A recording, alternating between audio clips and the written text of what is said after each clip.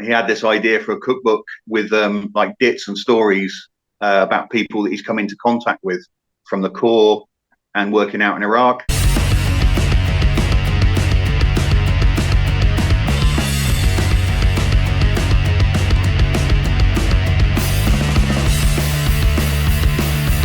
He was part of the recce that led 4-5 Commando to the Two Sisters assault the night before. We went out on the recce and then brought them in that night.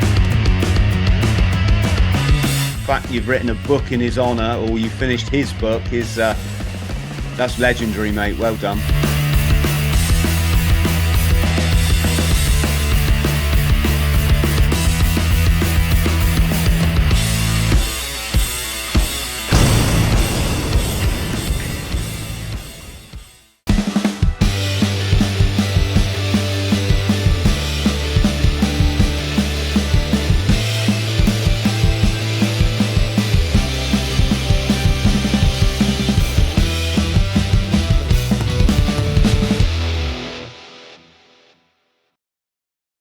Robbie, how are you, brother?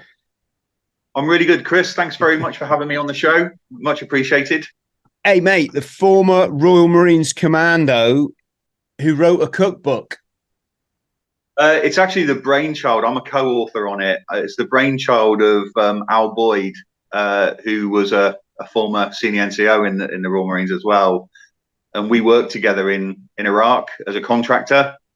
And there's three of us. There's myself, Al, and Scotty Greig. And he, we always have these sort of ideas of mass fame and fortune. And this was just another one of those harebrained schemes of Al's. And he had this idea for a cookbook with like bits and stories about people that he's come into contact with from the Corps and working out in Iraq. And next thing we knew, he'd written the first chapter, and he'd written then he wrote the first draft of this book, and then the selfish git went and died on us. So unfortunately, Jack, yeah, he didn't get a chance to see it through. He passed away in 2013 with leukemia, and so I picked up the baton, and after a monumental 4 years, managed to get this book sorted and published. And it's kind of like two parts. It's a testament and a legacy for Al, but also we want to give something back to the people that treated him in his last year of his leukemia treatment up in Ninewells in Dundee. So we want to give something back to them. So the book sales will all the proceeds will go to that charity. Hoofing effort, mate. My stepdad died of leukemia. It's not pleasant. Sorry to hear that. It's just the way it is. But he had a stem cell transplant, and his body rejected it, and it ended up with like all of his immune system was just fighting him the whole time, and it ate him down, literally ate him down to nothing. It was it's horrible, mate. It's horrible what Al must have gone through, and obviously his family and his buddies like you, not pleasant, mate. So the fact you've written a book in his honor, or you finished his book, is that's legendary, mate. Well done. I think that's the hardest thing for me, because I was kind of like the brother I never had. The three of us were really super tight. And I think the hardest thing for me, probably like yourself, Chris, is actually going up to the hospitals time and time again and just watching them waste away, slowly over a period of time. But, like I'm sure like your dad, a year he battled it. He went through about 4 rounds of chemo, and I never saw that man not smile. He was always smiling, even from his hospital bed. He just seemed to take the weight of everybody's grief and emotion and just turn it around. And he never complained once. He's just a monumental man. Core ethos, mate, isn't it? Cheerfulness under adversity. Yeah, you've got it. Absolutely. Yeah. And so, it's with that in mind that it drove me to sort of finish off that book for him. And it's not, it is, yes, there are recipes in there, and it's more about the stories as well. Sort of the principle of the whole project really is that while you're cooking your scran and you're munching on it, you get to read a story about some very, very unique and talented people that were working in Iraq or in the Corps. But there's other regiments in there as well. There's parachute regiment people, there's guardsmen, there's Gurkhas. There's even a chap from the New Zealand Royal Tank Corps that's contributed a story in there as well. Met some really, really incredible people. So hopefully the stories are entertaining and the recipes are light and entertaining. Hey, I'm sure they will be. I look forward to reading it. And friends at home, we'll put a link for the book below so you can grab yourself a copy. Tell me, Robbie, so you were in training a year before me. Yeah, 87. Yeah, they do say, don't they? 1987 was that was when training was easy. I don't know about that. The next year it got really, really hard, folks. I just remember blowing out my backside for about 8 months of it. It's an interesting time, wasn't it, for all of us down there at Lympstone? Yeah. That's the Commando Training Centre, friends. And no, in all seriousness, I think you guys had it harder than us because we came through. We had a particularly good training team. They're a solid bunch of blokes. We're still in touch with my boss still calls me up now. Just a great bunch of guys, and they just wanted the best for us. Obviously, we had all the beasts in the mud runs going through. Was it the jacuzzi they called it on Woodbury Common? Yeah. But troop below us that joined up, just 8 months before, start off with 55 people, passed out with 3, right?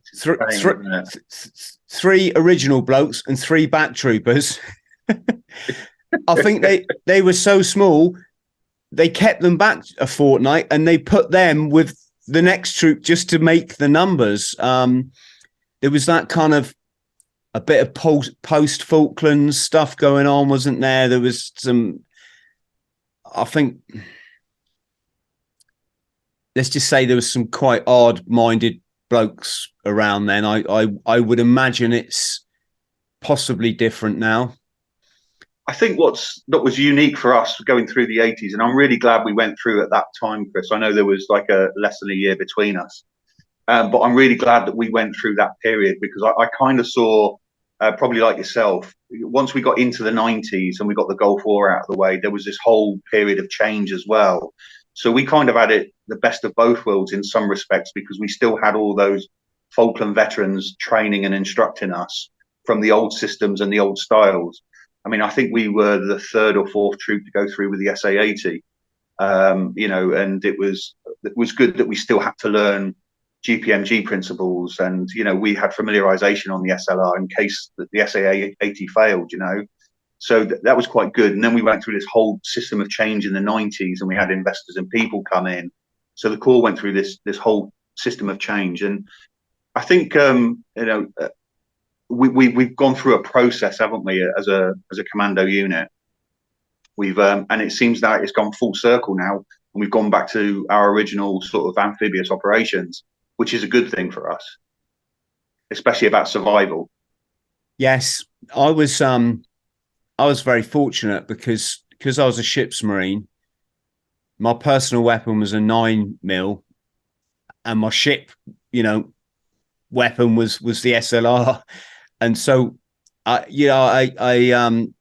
feel grateful that I got a chance to fire that weapon and understand the difference in the ballistics. That SLR, it fired a heavy slug and it went a long way and it was accurate and on target. It still had, we're going to talk about your private military contracting work because I know these are all stuff that you'd be really familiar with.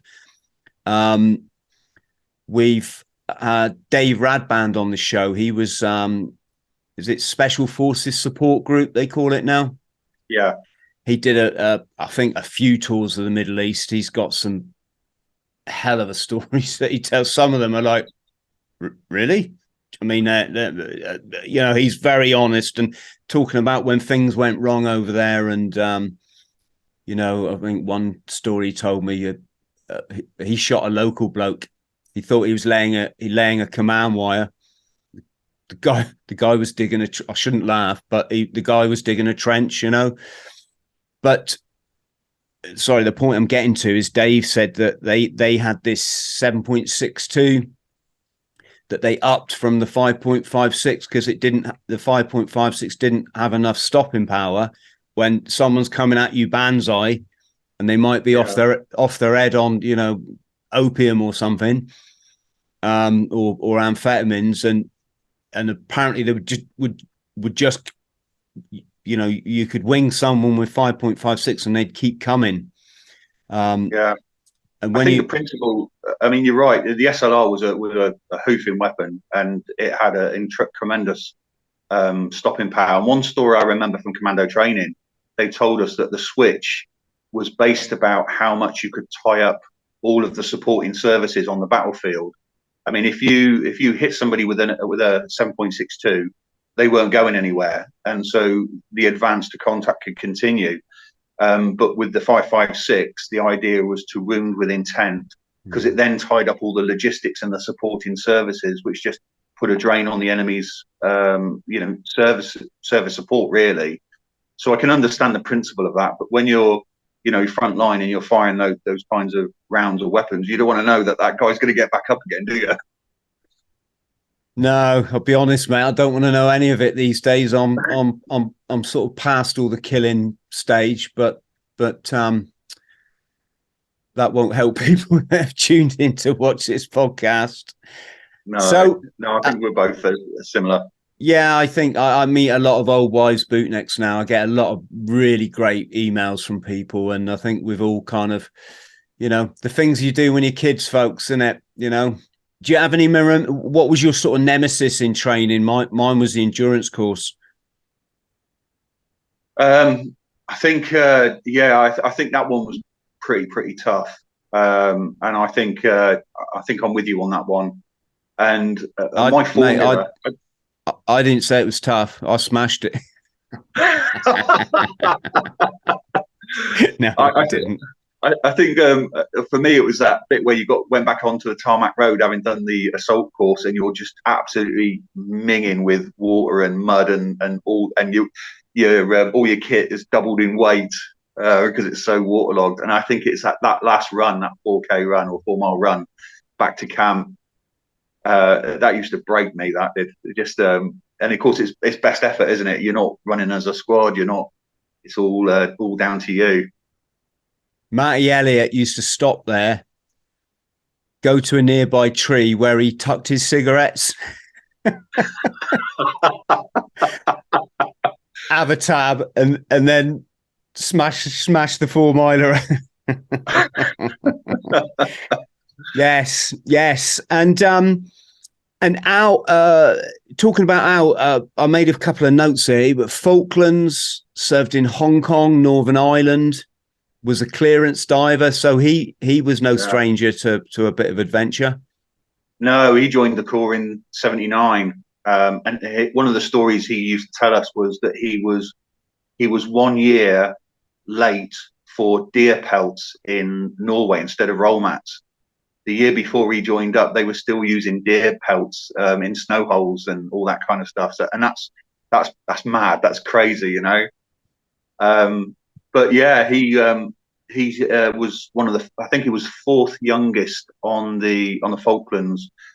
Became the third after, sadly, Gordon McPherson was killed down there. So, and they were quite big pals at the time as well. He was part of the recce that led 4-5 Commando to the Two Sisters assault the night before. We went out on the recce and then brought them in that night, ready for the assault. Just legendary, just absolute legendary. Was there at the handover for Hong Kong as well. Loads and loads of stories about Al. But do you know what was the odd thing about Al was when I was up in 4-5, I heard his name, but I never met him. I was up there up until between 89 to 93, and I heard his name all the time. It was always being bounded around. But it wasn't until 2004 when we met in Basra that I'd actually met the guy. And that was really weird because I remember your name, but I don't think we've ever met. and we just hit it off right from the get-go. Yeah, I used to like that when you heard about core legends. You hear all these stories around the units, and then when you actually meet the bloke and you become mates, I thought that was always a nice thing. Yeah, yeah. Yeah, I mean, we could spend a whole afternoon just talking about people that we know mutually that are just legendary, aren't they? Yes. All the antics they got up to.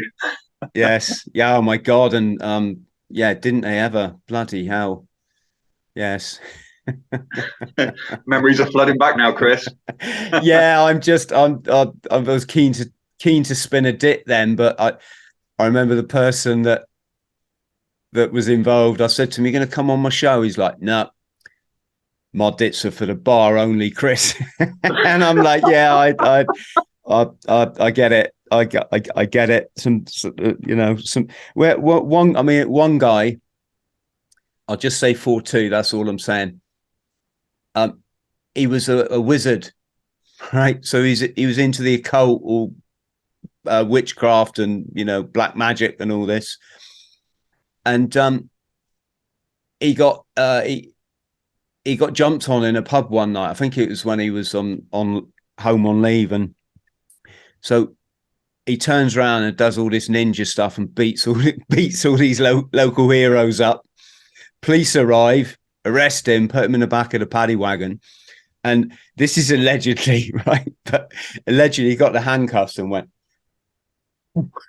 and just broke them apart using his warlock. Just one of when you tell you, I've told civvy friends stories like this, and after a while, I remember one guy in Hong Kong turned around to me and went, "Chris, you know all them stories you tell about being in the Marines and that?" I'm like, "Yeah." He said, "They're not true, are they?" Sadly, yes. Yes. So, do you know what Al did in Hong Kong? That was one of my old haunts. Yeah, he was. I think he'd made his senior NCOs by then, so he was actually part of the patrol teams that went round there. And oddly enough, there's another guy in the book who was out there with Al at the time, a guy called Tony Vanstone, who sadly has also passed over the bar. So, another testament to another great guy. He was serving out in Hong Kong at the same time, and I can't remember, and I've got nothing to bounce this off, so I have no idea if this is a true story or something. But it was another one of Al's, and his famous quote was always, "Never let the truth get in the way of a good story." So Al was saying that he was part of the team. So when the flag actually came down and Chris Patton took the flag and handed it round, Al was one of that team that actually took the flag from the ambassador at that time. So that's his little sort of moment of fame, really. Did he profit? I don't think he did. No, that would have been a story, wouldn't it? The flag that came down over Hong Kong. I'm saying, did he nick it, folks? Well, when I was on HMS Invincible, the aircraft carrier, the Royal Yacht used to moor just around the dock at Portsmouth from us.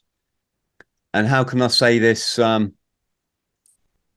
This is all I'm going to say. There's a certain person of high importance. Can we say it's a Royal Yacht, folks? They had a certain thing in a jam jar that one of the stewards had, can we say, retrieved from an item in the bathroom. Yes, considering all what that family's going through at the moment, I'm not going to say any more, but yes, just insane story and very sad ones. The two bootnecks that were knocked off the top of the train in Thailand. Do you remember that? Rings a long distant bell. Yeah, I might be spinning the dit here, and one of their oppers got hold of me and sent them the newspaper article. I was chatting to him. I was in contact with him for a while, but from what I remember, they were on R&R, obviously pissed as we always were, and decided to climb on the roof of the train. And then the train went under a tunnel, and so But it's these kind of stories, isn't it, in the forces that they are they are extreme. You don't really, well, I was going to say you don't experience that outside of the military, but I did work as a nightclub doorman for the Hong Kong Triad, so I kind of Yes, they did. do happen. Yeah, I kind of did. Yes, so I don't know what to take to take first. Why did you go into private security? Were you in Iraq and Afghanistan? No, I'd left by 2000, so obviously Afghan kicked off in 03. But for me, I was there on safe haven with the Kurdish. We'd come off the back of our Northern Ireland tour in 1990-91 in South Armagh, and we'd been home less than 2 weeks, and we got recalled as spearhead for Operation Safe Haven. So off we went, and I was part of the advance party as well. So, and I'm really glad that I went to go on that operation, because it was the one thing that drove me later when I went back in 2003.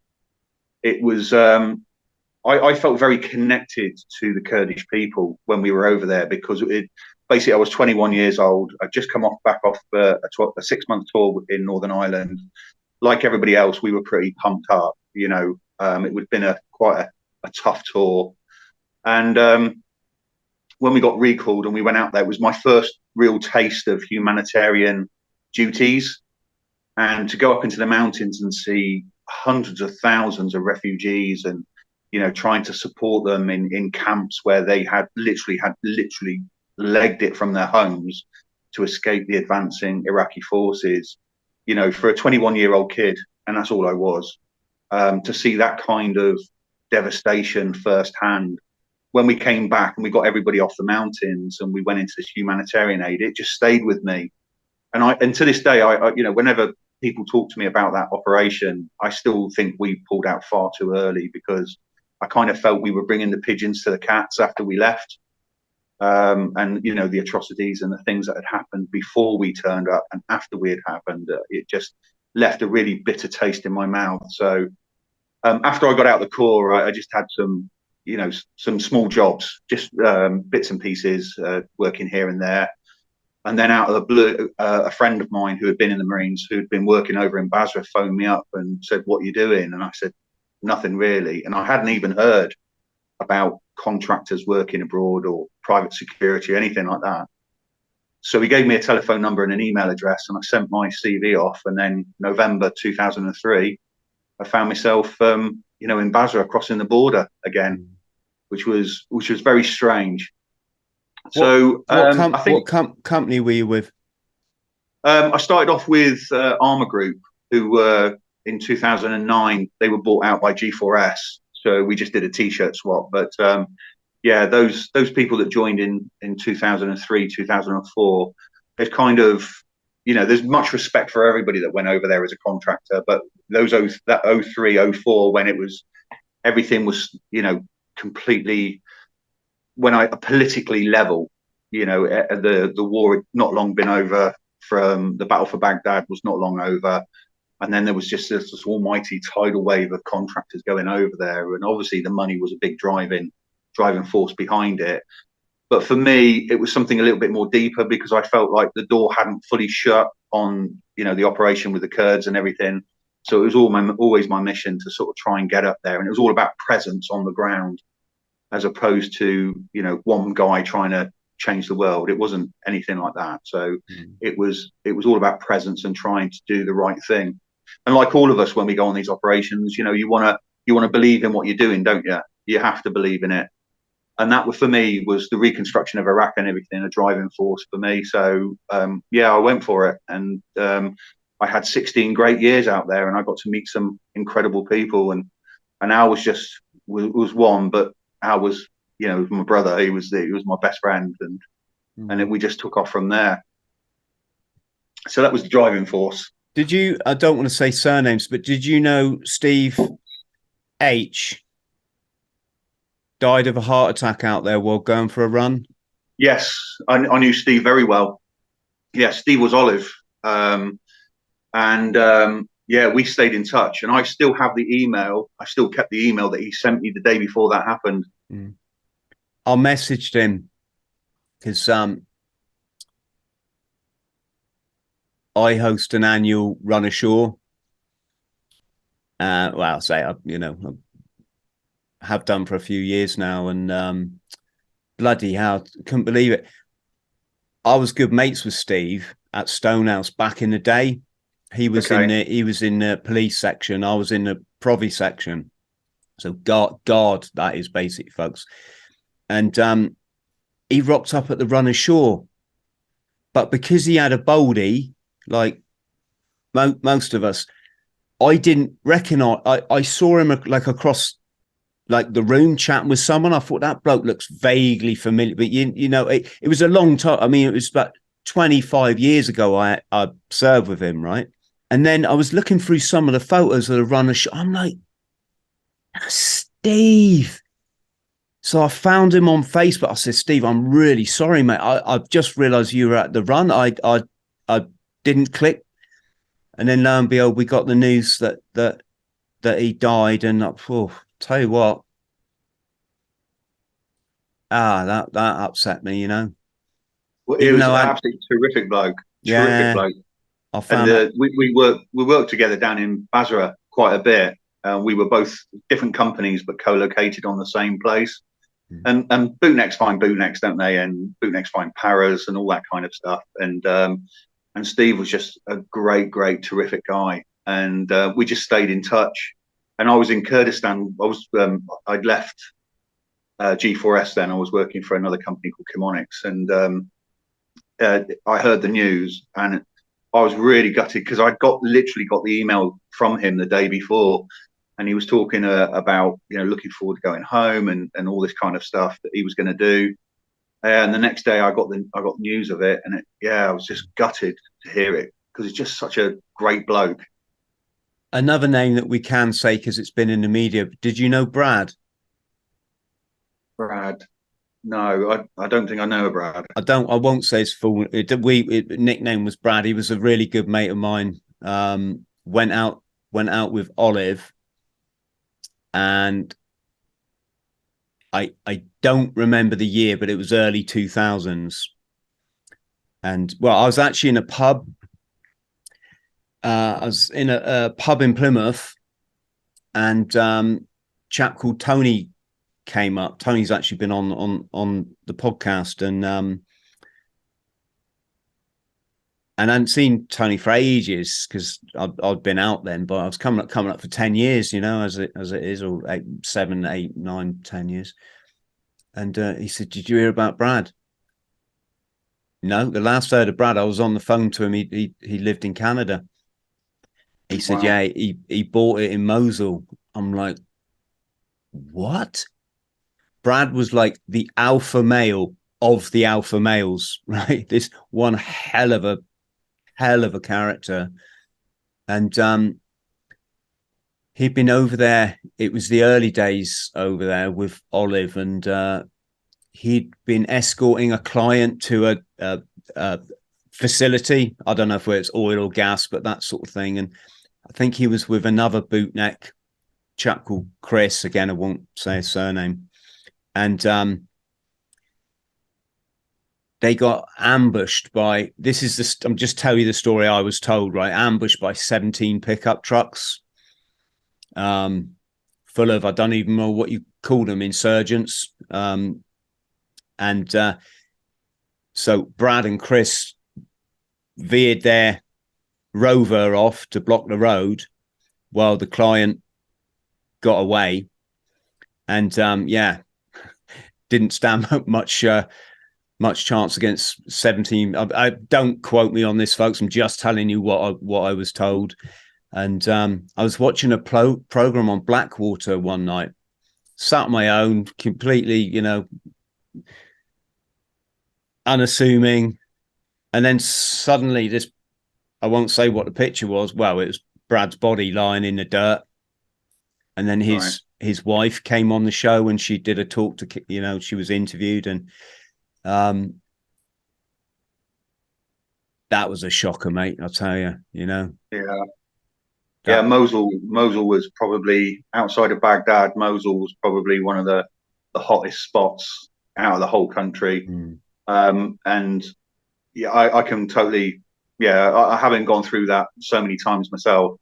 I can, you know, correlate with that, because especially when things started to ramp up about 2005 and things started getting very hot in Iraq, you know, those things were commonplace all the time. Yeah, as a company, we lost quite a few lads ourselves in similar sort of regards, you know, between Armour Group and G4S. By the time I'd left in 2020, we'd lost like something like 79 guys in the company, all to similar events, you know. And some of the other companies, they fared similar as well. It was yeah, it was a really, really tough time over there. It could be.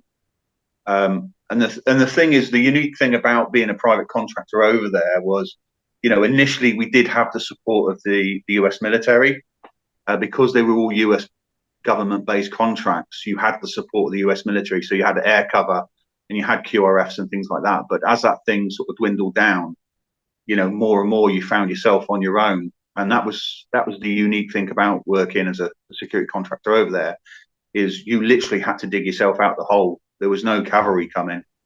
And 9 times out of 10, you know, those stories like that, Chris, were commonplace almost like daily, sometimes even hourly, especially between that period between 2005 and 2011. Yeah, it was pretty intense. did you ever not think, were you a parent then? Yeah, I was a parent before I went out. Didn't you think this ain't worth it? I think, if I'm going to be brutally honest, it's really strange. You play so many mind games with yourself, and there are times when you think, "What the hell am I doing? What logical thought is going through my head to keep me here and do all this?" And then you do think about family, and you think, my methodology was that I'm doing this to support my family long term, as opposed to doing something else, something normal, something logical that we would do back in the UK. And I think there were times when I really struggled with it. I really struggled with my decisions to stay.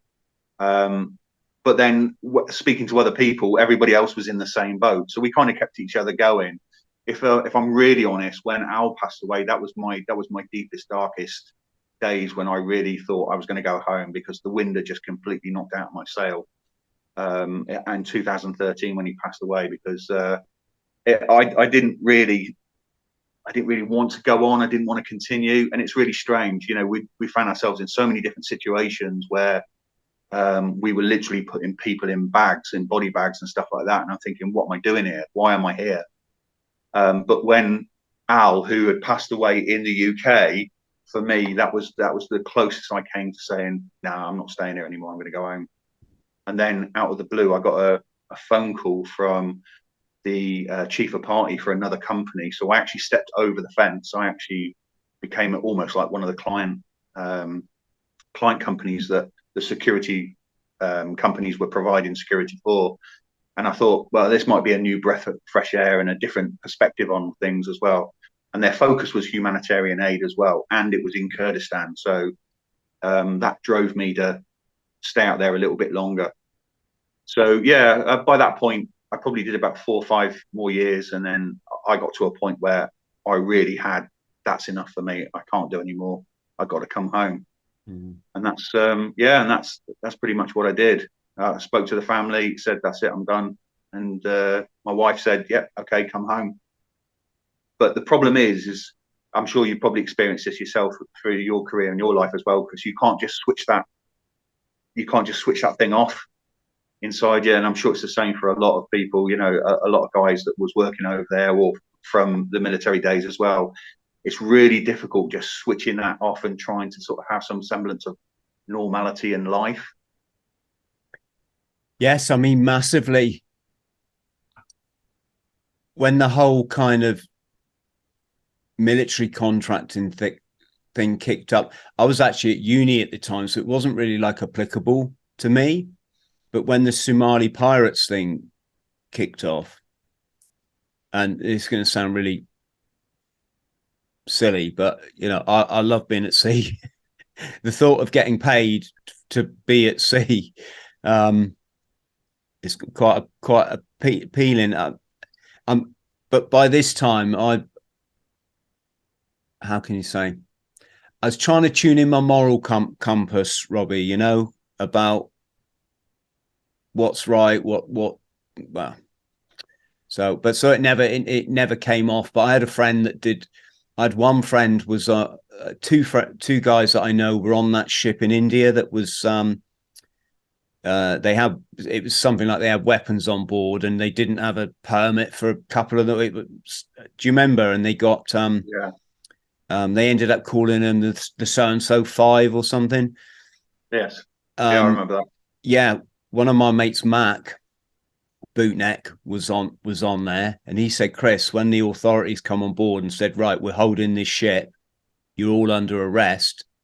He said immediately, a load of us just grabbed our passports, slipped off the back into one of the banana boats, and said we just fucked off, Yeah. But one of the lads that's been on the podcast stayed on, and of course they was it the Chennai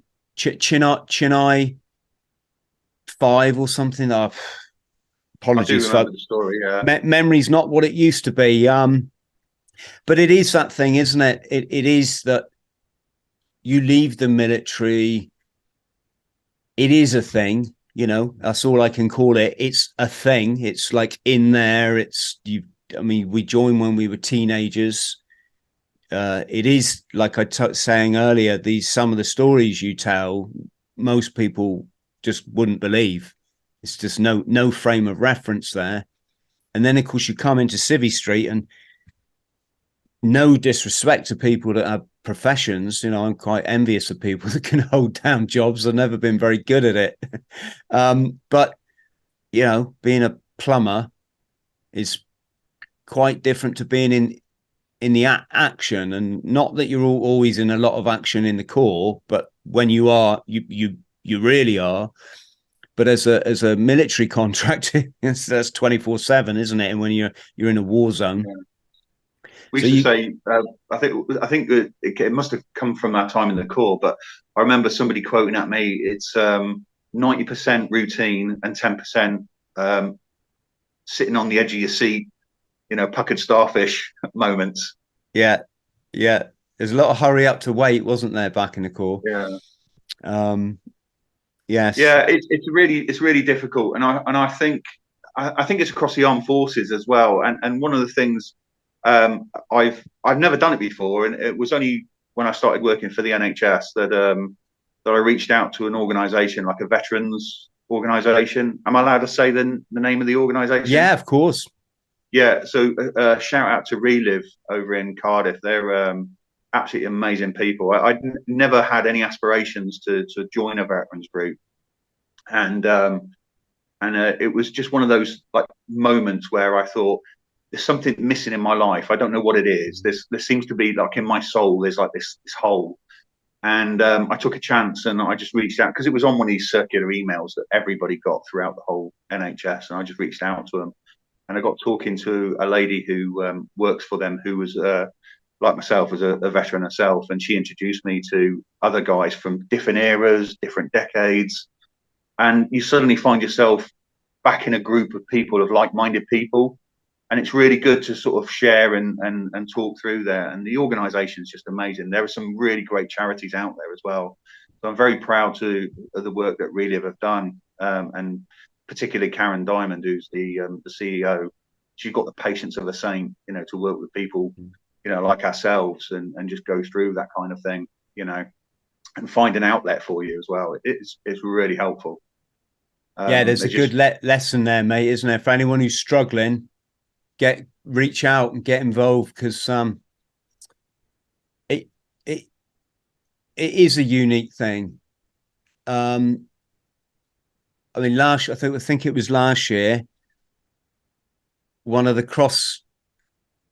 transatlantic rowing teams, one of the Corps done it a few times now, haven't they? I think Foxy's done it, and Lee Spencer, obviously famously broke all the world records rowing across with his one leg. Yeah. But bless them, Brucey and the boys took me out rowing last year. And I'll tell you what, I remember we were sat having a beer on the edge of the dock, and it's like I'd forgotten I wasn't in the Corps. Yeah. You know, not 100, but it was. I just looked at these books, and there's no. Do you know what I mean? There's no. It's just like you slot straight back in. It's weird. Yeah. I found, I mean, everybody's experiences are different. I found for me, I mean, one of the things when we were working in Iraq, you know, that's the thing about the Corps, isn't it? You can't show any signs of weakness, and if you're struggling, there's kind of like this stigma that you can't say I'm struggling. You can't hold your hand up saying, especially when we're on operations. So you kind of learn to deal with it, don't you, and tamper it down, and you just put it to the back in order to crack on. But it's like when you finish all of that. And when we got out to Iraq, there's that same ethos as well. So when we did lose somebody, or there was something very traumatic that we'd gone through, we used to get around a case of beer and just sit in a room or sit out by the Tigris and watch the sun come down and just talk about that experience. And I paid lip service to it to begin with because I just thought it was just a thing that we did. But you talk about it and talk about it and talk about it until it becomes boring. And then it was called that power of just being able to talk about what's on your mind with other people and get it off your chest. I tell you what, it pays so many dividends, and I just wish, and I hope there are more people that can see that and just try it and go for it. It's when that door shuts behind you and you leave the services or you leave the security world and you think, okay, what's next? You know, unless you're incredibly mindful, powerful person, it's very, very difficult to just wean yourself off it. And you feel that you're constantly missing people similar to yourself. Yes, I'd say to anyone out there, you know, we were always a team first.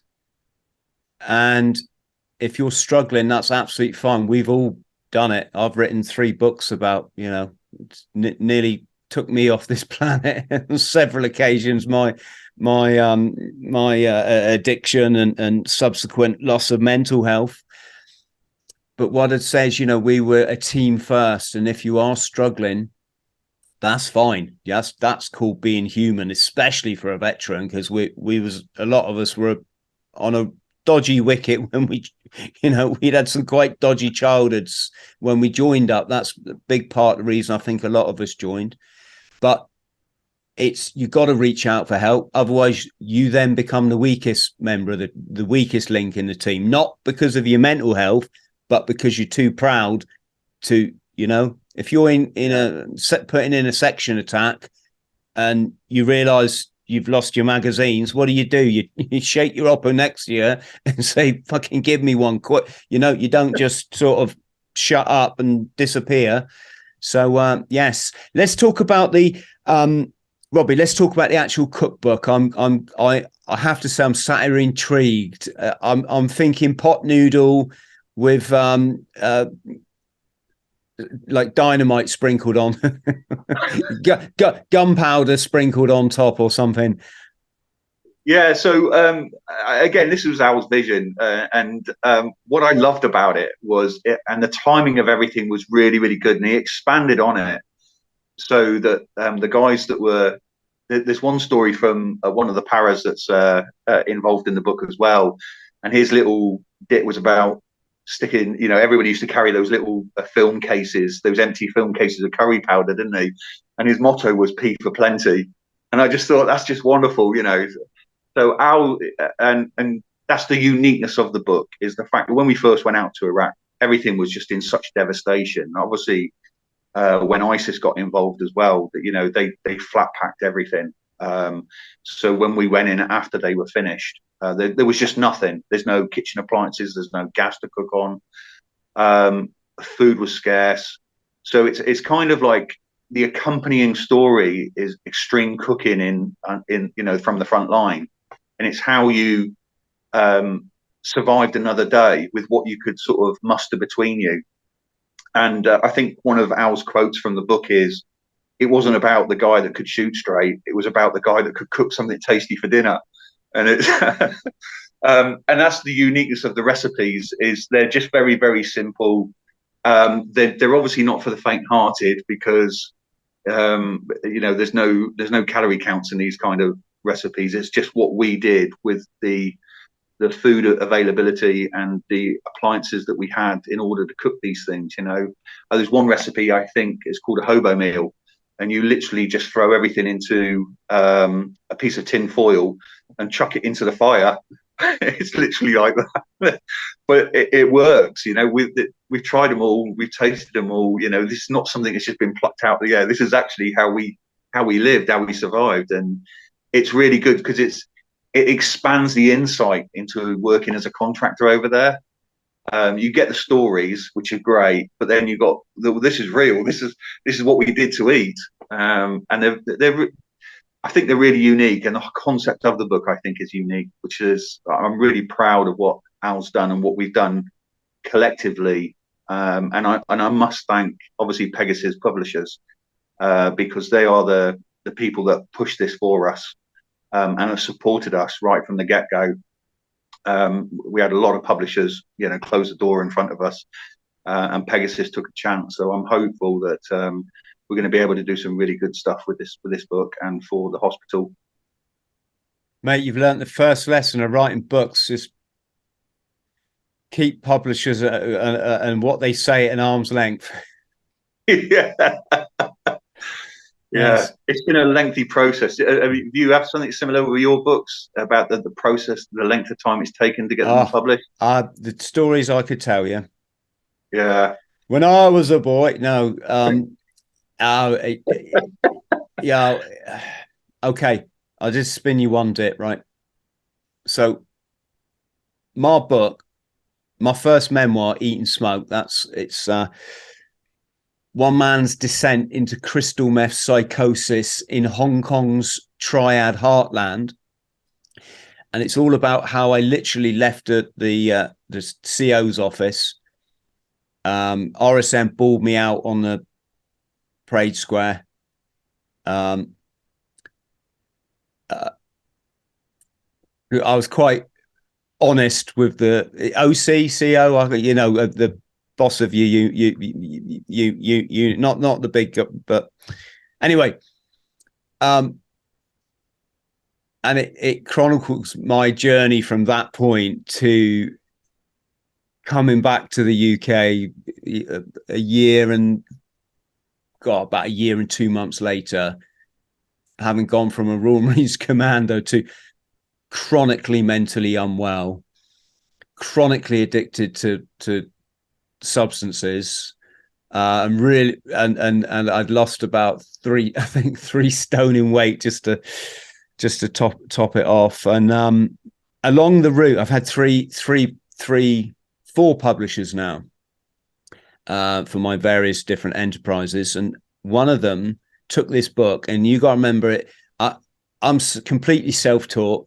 I did my English GCSE as a bootneck, right? Did in correspondence course.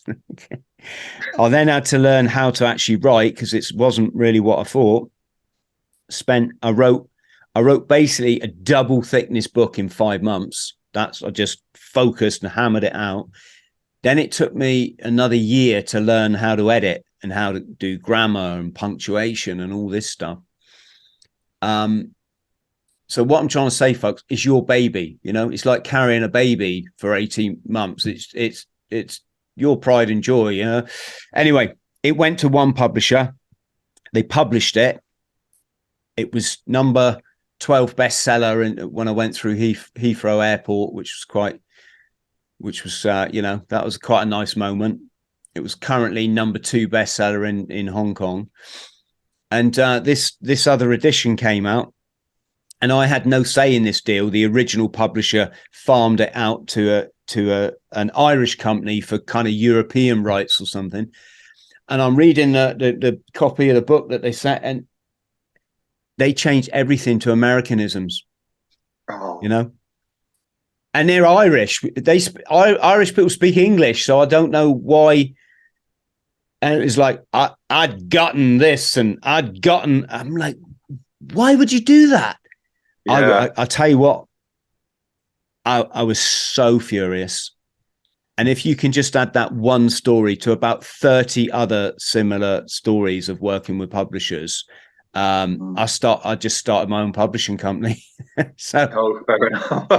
yeah, I mean, I had Tony Sycamore.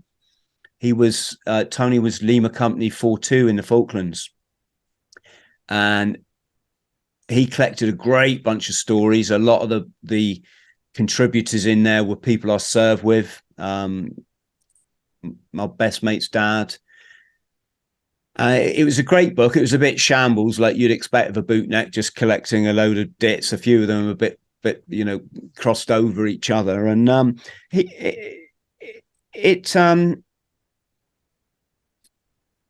can't remember how we went down this line, but yeah, he didn't get the joy.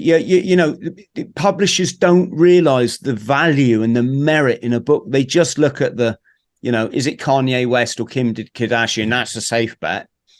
They don't see the merit in these stories, which if they're not told, this is what part of the reason we do the podcast is. We've done a lot of Falklands stuff just to chronicle it, so it's there, because otherwise, but yeah, it's dark waters in publishing, and I don't. That's actually, sorry, mate. Yeah, I like to steer. Point for it. I like to steer my own ship, mate. Is what I'm saying.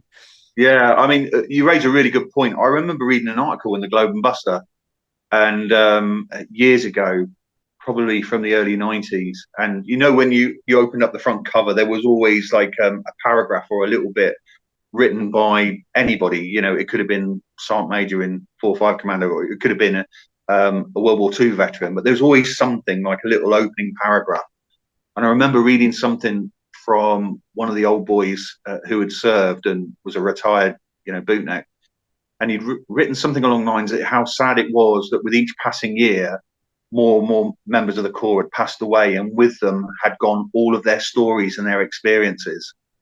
And we've got books written by officers and generals and people like that who were conducting a higher scale operation and stuff like that. But it's those guys on the ground that touched it, felt it, tasted it. It's all of those experiences. Just sad that we don't. There's no ability to sort of collect those stories. So it's fantastic when people like yourself, like all the other guys that come together and get those stories down in paper, because that's how the history books are written, really, aren't they? By the guys that were there doing the job.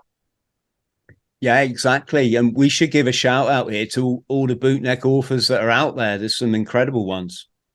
Yeah, it's a good time. Mark Time. Yeah, I know Mark very well. Yeah, won't say his real name, but no. cracking lad. He's come through a lot, and he's written 3 just out there books about his experience in the Corps in true bootneck fashion. He didn't hold back. Yes, I think Scotty Mills has just written he's just written a book, and all the proceeds will go to charity. What's been good about this as well, Chris? I mean, the contributors to the book as well. The guy, and that's what's really amazed me about. Again, I'm a first timer, so co-author for this book. Is what's been fantastic is this love and support that everybody has sort of thrown into helping and making this happen as well. And it goes. It's not just the people that have written the stories and thrown a recipe together and sent it to me, but it's those back and forth editing. Do you think you should have this, or how about if I word it like this? It's just been so much love and support for this, but the community as well who have supported this as well. I think I've probably sent out maybe about 150, 200 emails in the last 3-4 weeks. The community of the military community as a whole, the associations, the regiments, everybody has been, absolutely fantastic and behind this as well. So there's a lot of love.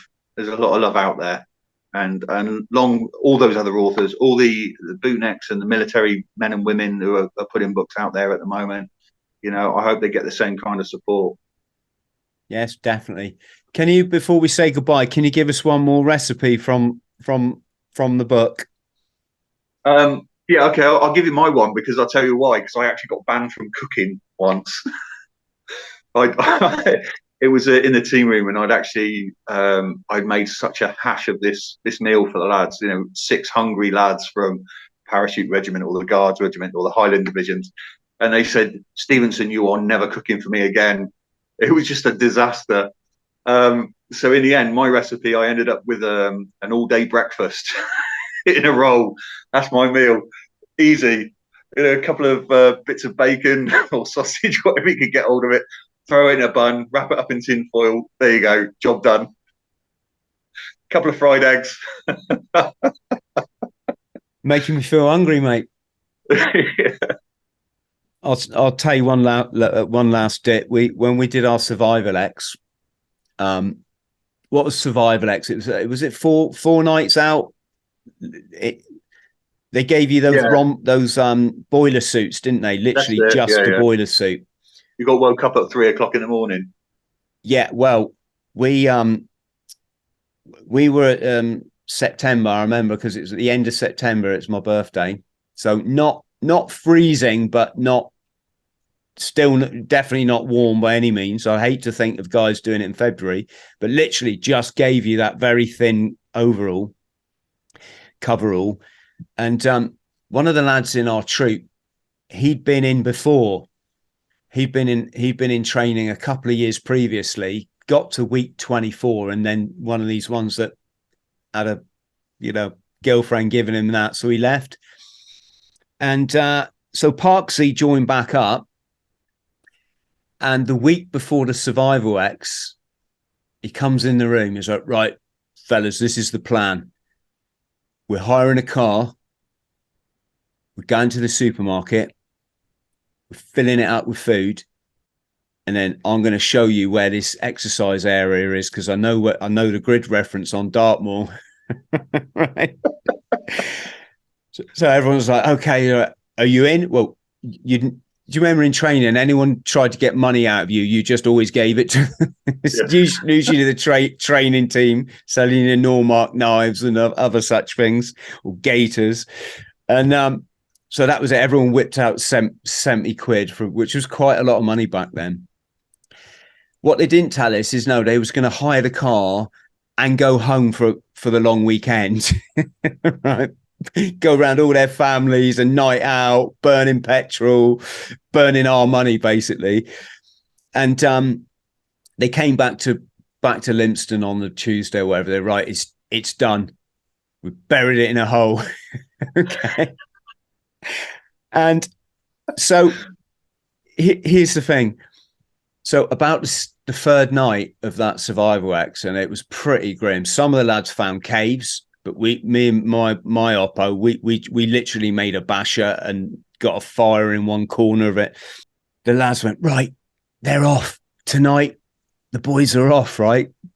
Good job we didn't have a night navix or so, or a crash move or something." But they disappeared off to go and get the scran.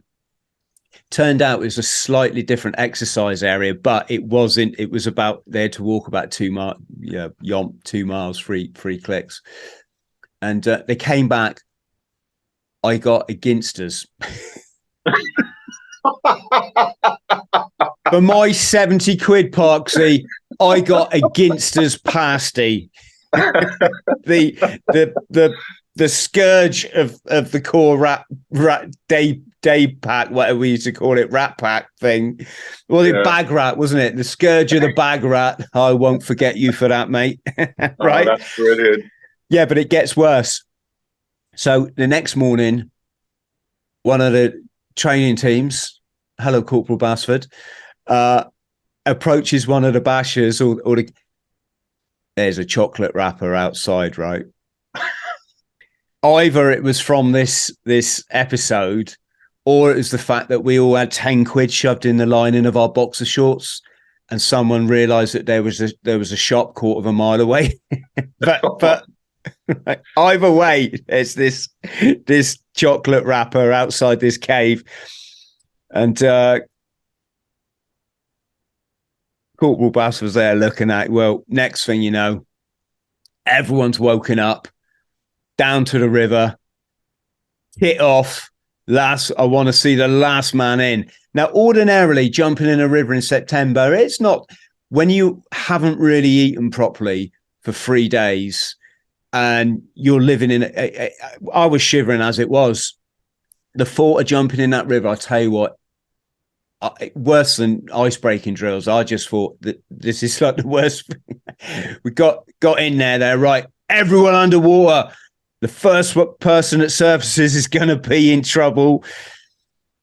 So it's like, get underwater, stay there as long as you can, because you don't know when, you don't know if you're going to be the first person. And then when you can't breathe, up you come. And thankfully, this chap's. And the final thing was on the last day when the 4-tonner rocked up to take us back to camp. The corporals went, right, fellas, we've made you a stew. Well done on completing the exercise, right? And they burnt this fucking stew on the bottom of those big aluminium pots. They used to put them on the burner, those big pots. They burnt it, and the whole stew just tasted of burnt carbon, right?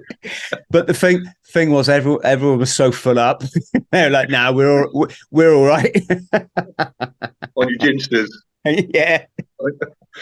Oh, brilliant. Happy memories. Yes. So there we go, Robbie. So big up to Al. Well done for what you've done for him. Sure he's sadly missed, mate. Yeah, very much so. And I'd just like to say a big thank you to the Boyd family for letting me take this undertaking and finish off his work for him. With their blessing, hopefully I've done something proud for them. Yeah, we'll put your Instagram below, mate, because I know you've started one just for this project. And also, friends, we'll put a link for the book below. All the profits going to charity, Robbie, you said? Yeah, to the Nine Wells Hospital in Dundee, Ward 34, which is the Leukaemia ward. Ah, that's special, mate. Well done. Thank you. Okay, stay on the line, Robbie, just so when I click the button off, I can bore you with a load more of my dits, basically. But no, brother, thanks ever so much for coming on the show. Thanks, Chris. Thanks for having me. Oh, you're welcome. To all our wonderful friends at home, if you could like and subscribe, we'd really appreciate it. Click that notification bell and check that yours is clicked, because a certain company unclicks people on our channel for reasons that we won't go into. And yes, massive love to all of you. Look after yourselves. Thank you.